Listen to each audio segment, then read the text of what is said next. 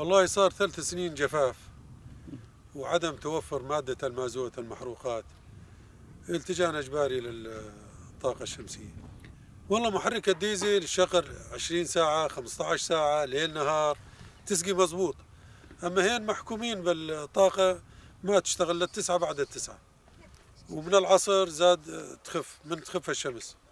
الاختلاف شاسع لأنه الديزل تشغل على كيفك تروي على كيفك، أما هذه 6 7 ساعات بالنهار وأكثر ما في، وما نقدر نشغل كما يجب. يعني لازمنا 60 70 حصان ما نقدر، كلفته باهظة. بيري 250 متر عمقه، منزلين 175 180 متر أطرمبة. المي يطلع أقل من 5 إنج. عندي 102 لوح يشغلن 40 حصان المحرك، يعطي المي 4 إنج 5 إنج حسب طاقة الشمس.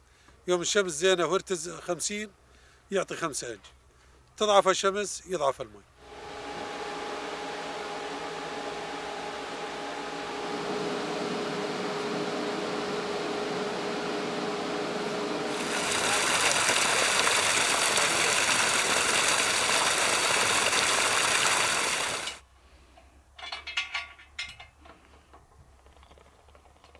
إلى تركيب الطاقة الشمسية بسبب جفاف 3 سنوات بسبب قلة المطر وثاني شيء مشان نخفف من المصروف الديزل والشو اسمه من هالعطالات صايرة تكسر الظهر، ما قاعد نلحق.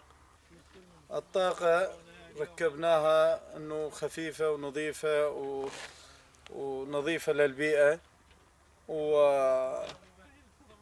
يعني صديقة للبيئة بشان النظافة. هي مكلفة بالبداية الأمر، بس واحد مرة واحدة وينساها، يعني تظل أنظف من غير أمور العطالات والديزل وهالأمور الثانية.